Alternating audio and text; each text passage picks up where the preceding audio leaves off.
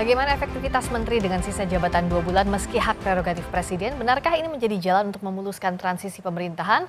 Kami bahas bersama Grace Natali, staf khusus presiden.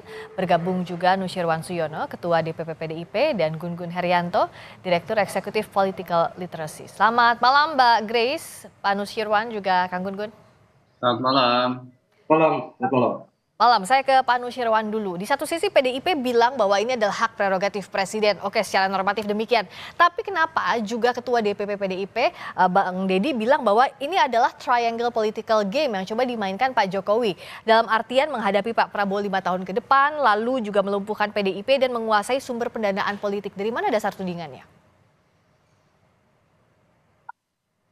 Tentu apa yang disampaikan berkaitan dengan pertimbangan reshuffle itu apa saja bisa dibuat untuk menjadi pertimbangan adanya reshuffle.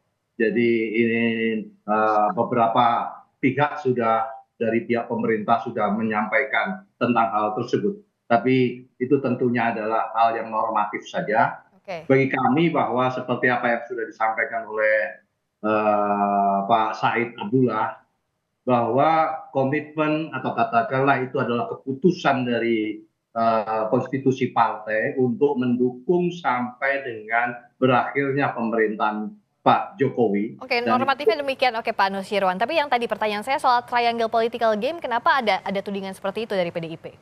ya wajar saja karena ini waktunya juga sudah sangat dekat dengan habisnya masa waktu eh, masa berakhirnya pemerintahan. eh, Maksud saya adalah tentu sama dengan argumentasi pembenaran atas dilakukannya reshuffle. Tentu bahwa pihak yang lain pun bisa saja menganalisis apa yang sebenarnya diinginkan dengan terjadinya reshuffle yang sebetulnya pemerintahan ini tinggal 2 bulan. Sehingga tentu apa yang disampaikan oleh masing-masing tentu tinjauannya berbeda-beda. Saya hanya ingin mengatakan komitmen PDI Perjuangan itu tidak hanya 5 tahun, tapi sudah sejak 2014, karena Pak Jokowi juga di dalam pidato kenegaraan di sidang tahunan itu menyebutnya 10 tahun. Ya, Dan jadi itu kalau 10 secara tahun, komitmen 10 tahun itu untuk mendukung pemerintahan Pak Jokowi begitu ya Pak Nusyirwan. Tapi artinya ya tadi 10 tahun itu kan kita mengusung, jangan dipotong kalimat saya, mohon maaf. Jadi ini ada bermakna karena bagaimanapun 10 tahun kami komitmen untuk sampai berakhirnya untuk menjaga. Soal setelah itu bahwa dianggap sudah tidak diperlukan kembali, itu adalah hak prerogatif yang disebut dengan hak prerogatif presiden. Tapi tentu kita komit untuk sampai menjaga, sampai mendukung sampai berakhirnya pemerintahan Pak Jokowi saat ini. baik, yang itu ditangkap. Nah, tapi apakah dengan pertanyaan tadi Pak Nusyirwan, meskipun ada kata-kata meskipun ini kan 2 bulan lagi sisa masa pemerintahan, ada pandangan dari PDIP bahwa ini tidak akan efektif kinerja dari menteri-menteri yang ditunjuk Pak Jokowi reshuffle ini?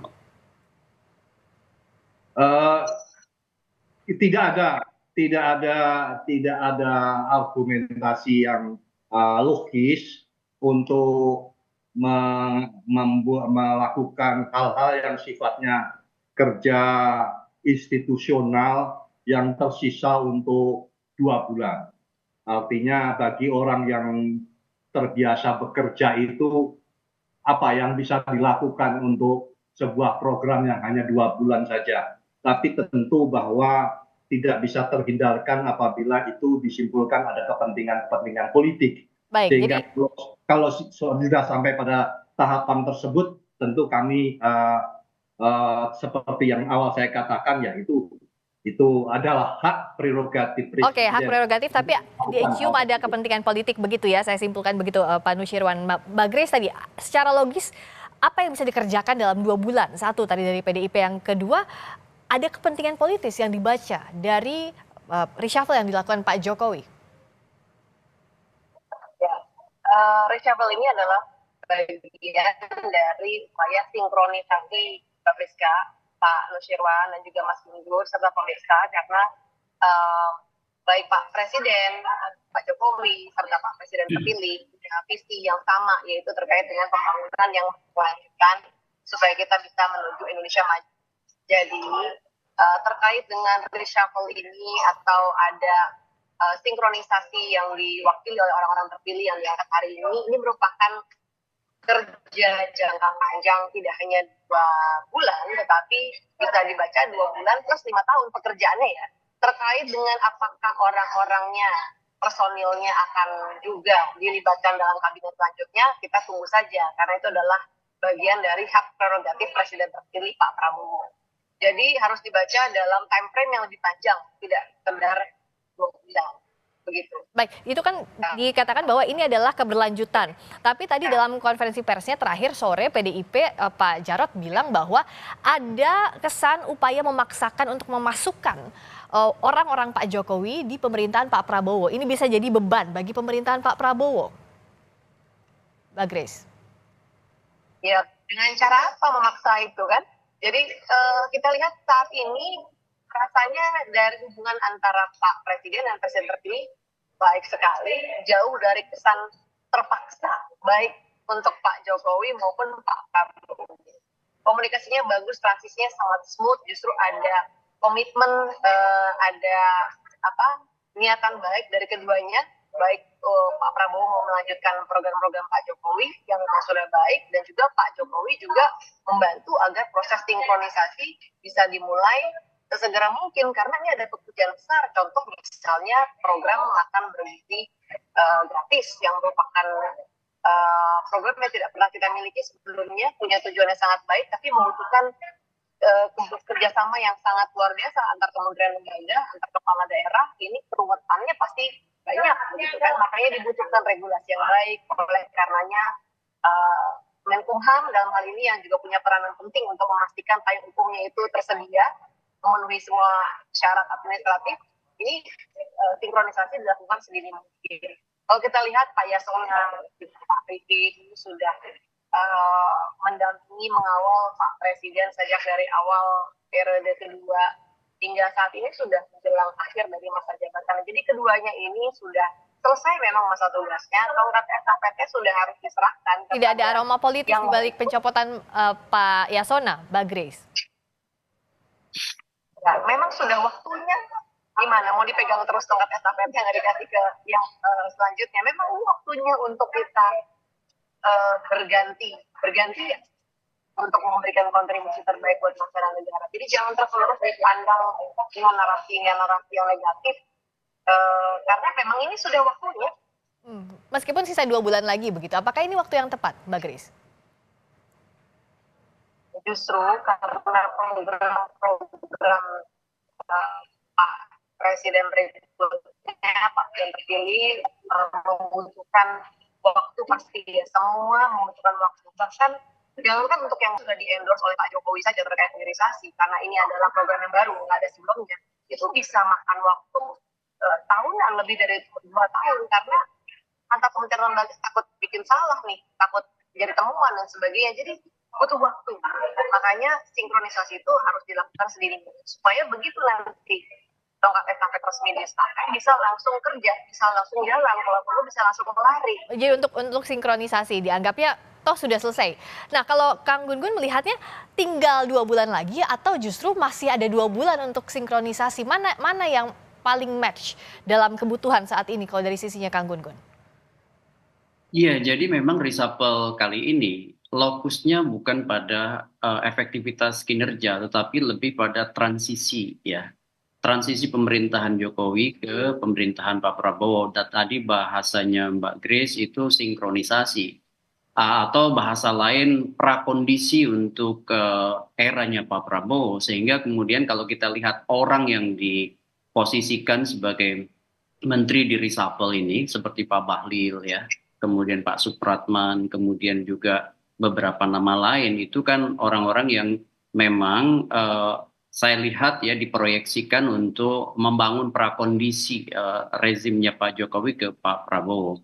Nah, yang kedua, pesan dari reshuffle ini sesungguhnya ada yang disebut dengan sinyal kuat soal keterlibatan politik partai yang mana yang kemudian menjadi bagian dari era Pak Prabowo ke depan begitu ya. Saya melihat dengan dirisapelnya teman-teman dari PDI Perjuangan ini menjadi penanda tegas bahwa PDI Perjuangan memang tidak akan diikut sertakan gitu dalam posisi kabinet Pak Prabowo mendatang. Ini tentu ya sinyal ini terbaca dari kenapa kemudian posisi dari pos yang diisi oleh menteri-menteri PDI Perjuangan. Ini sebenarnya ya wajar dalam konteks begini, politik itu selalu soal pilihan ya, dan PDI Perjuangan dengan memosisikan diri saat ini ya tidak menjadi bagian dari Kim ya, itu tentu punya konsekuensi politis dan relasi antagonistis yang terbangun dalam konteks hubungan kuasa politik yang kemudian belakangan terutama pasca Pilpres ya. Ini kan menunjukkan bahwa arah politik PDI Perjuangan kemana, dan tentu ini juga menjadi sebuah sinyal kuat soal posisi ya, dan dinamika politik dalam waktu pendek, terutama kalau kita lihat landscape-nya di pilkada dan konfigurasi rencana pembentukan pemerintahan. Begitu. Kang Gun-Gun melihatnya dengan PDIP berjalan sendirian, apa-apa yang untung rugi yang akan didapatkan oleh PDIP di pemerintahan berikutnya? Ya tentu bagi PDI Perjuangan ya ini benar-benar ujian juga soal eksistensi partai, karena apa? PDI Perjuangan dulu pernah punya pengalaman ya di era Pak SBY menjadi kekuatan oposan dan kemudian menjadi bagian dari pemerintahan Pak Jokowi 2 periode. Sekarang dihadapkan pada realitas berbeda posisi politik, dan apakah kemudian mampu kembali memerankan diri sebagai kekuatan oposan atau sebut aja kalau PDI Perjuangan istilahnya penyeimbang kekuatan politik ya, dan itu diperlukan dalam konteks demokratisasi ya, dan PDIP saya pikir punya pengalaman itu, dan proses yang kemudian ditunjukkan oleh PDIP bisa juga menjadi sumbangsih juga dengan cara yang berbeda gitu. Memang kerugiannya signifikan ya, bagaimanapun di luar itu berat ya, mulai dari pola relasi politik yang mungkin tidak mudah tidak hanya di pusat tapi juga di daerah ya, kemudian logistik, kemudian juga mungkin ditinggalkan dalam konteks power sharing. Jadi tegasnya oposisi begitu akan jadi tantangan untuk PDIP ke depan ya, Kang Gun-Gun. Ya, Kalau tentu, baik, saya ke Pak Nusirwan.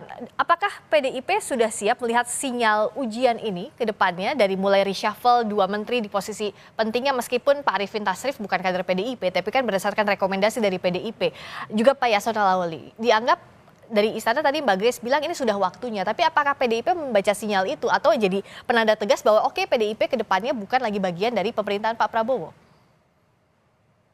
Ya, yang pertama kalau kalimat sudah waktunya saya tidak tahu, nanti ditanya sendiri maksudnya sudah waktunya itu bagaimana. Apakah sudah waktunya tidak diperlukan lagi, atau kalau bahasa sudah waktu, kalau waktu itu tentu mengikuti batas masa bakti pemerintahan, saya tidak tahu itu maksudnya sudah waktunya itu seperti apa. Yang kedua yang berkaitan dengan tadi sudah dijelaskan oleh Pak Gun-Gun bahwa kita cukup lama punya perjalanan untuk menjadi penyeimbang, kalau bukan oposisi tadi penyeimbang. Dan yang kedua, kita tidak boleh mendahului. Kita tidak boleh mendahului, nanti setelah 20 Oktober tentunya yang memimpin sudah bukan Pak Jokowi lagi, dan tentu yang memiliki hak prerogatif kebijakan tidak hanya hak prerogatif untuk kabinet, tapi juga policy dan kebijakan seperti apa terlalu cepat kalau saat ini disimpulkan. Tentu nanti kita lihat saja setelah tanggal 20 Oktober itu beliau Pak Prabowo yang menyambung kepemimpinan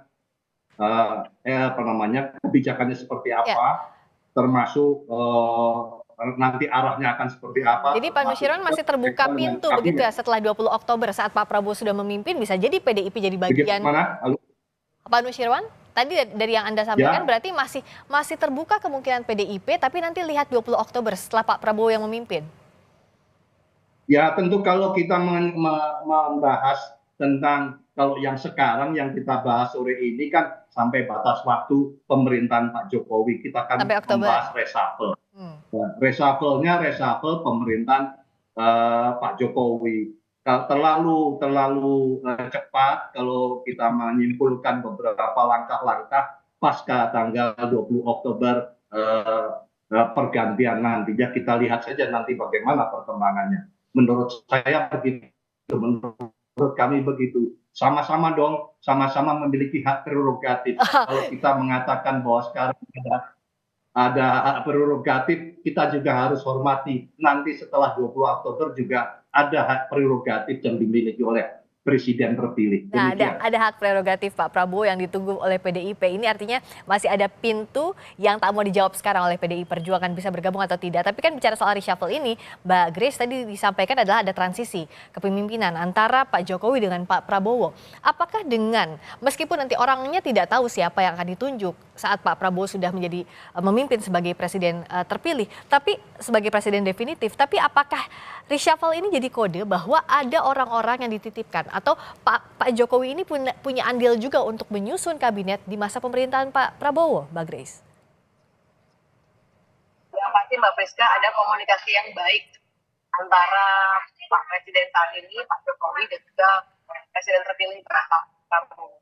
Jadi kalau kita lihat ini membuat makanya proses transisi atau sinkronisasi ini bisa smooth sekali. Dan oleh karenanya yang akan mendapatkan manfaat paling besar adalah masyarakat Indonesia. Kalau para pemimpinnya itu akur begitu ya. Timbang yang ada di kapal tapi terus membolongi kapal gitu kan, jadi kapalnya gimana mau jalan gitu kan. Kalau ini ada kerjasama yang baik, sama-sama punya satu visi bahwa pembangunan itu harus berkelanjutan. Dan oleh karenanya kita lihat prosesnya ya bisa dikatakan sangat-sangat smooth supaya nanti mengurangi waktu untuk orientasi, mengurangi waktu-waktu yang terbuang padahal waktu sangat pendek begitu ya. Pak Jokowi 10 tahun aja banyak yang beliau capai, tapi juga beliau bilang masih banyak yang perlu kita kerjakan agar bisa menuju Indonesia maju. Jadi karena waktu sangat berharga, oleh karenanya waktu-waktu tunggu yang harus dilakukan memang proses koordinasi antar kementerian lembaga, apalagi untuk proyek-proyek, program-program yang belum pernah ada sebelumnya. Koordinasi bukan dalam artian cawe-cawe ya Mbak Grace? Kenapa? Koordinasi di sini bukan dalam artian cawe-cawe Pak Jokowi? Koordinasi yang sesuai dengan kapasitas dan porsi masing-masing. Kalau Kang Gun lihatnya, jadi kalau dari proses transisi ini kan ada keberlanjutan tadi disampaikan oleh Mbak Grace, tapi PDIP juga belum mau berbicara soal apa yang akan jadi sikap PDIP dalam pemerintahan mendatang. Nah, reshuffle ini apa maknanya? Apakah sekadar tadi langkah politis, transisi itu normatifnya, tapi secara politis apa implikasinya? Ya, implikasinya menurut saya jelas ya, bagi hubungan politik Pak Jokowi dengan PD Perjuangan itu gapnya nampak melebar. Tetapi belum tentu posisi PD Perjuangan dengan Pak Prabowo pasca perubahan pemerintahan. Makanya memang tidak ada pola politik linier, tapi bersifat resiprokal, timbal balik, tergantung pada dinamika yang terjadi, ditentukan oleh isu dan pergerakan aktor. Jadi bagi saya sih, apa yang tadi disampaikan oleh Pak Nus itu adalah equivocal communications dalam konteks komunikasi politik. Jadi sifatnya itu diplomatis ya. Maksud saya begini, posisi politik PDI Perjuangan akan ditentukan juga aksi reaksinya dengan Pak Prabowo nanti. Tetapi dugaan saya berdasarkan basis analisis, di awal pembentukan pemerintahan mungkin PDI Perjuangan tidak akan terlibat terlebih dahulu. Maksud saya, jikapun dinamikanya berubah pasca pembentukan pemerintahan tidak di tahun awal, melainkan akan sangat ditentukan oleh dinamika tahun kedua dan seterusnya. Apakah kemudian pola hubungan Pak Jokowi dan Pak Prabowo tetap menguat, ya kan, atau sebaliknya? Nah, ini tentu juga akan menjadi satu pertimbangan ke depan. Makanya kemudian saya lihat kehati-hatian PDI Perjuangan dalam menentukan sikap itu akan sangat dipengaruhi oleh situasi pasca 20 Oktober. Situasi pasca 20 Oktober masih yang paling menentukan meskipun reshuffle ini digelar 2 bulan sebelumnya, tapi tadi dibaca ini sebagai langkah politik untuk transisi, seberapa efektif publik yang nanti akan menilai. Terima kasih Mbak Grace Natali, staf khusus Presiden, terima kasih Pak Nusirwan Suyono, Ketua DPP PDIP, dan juga Kang Gun Gun Herianto, Direktur Eksekutif Political Literasi. Selamat malam. Selamat malam.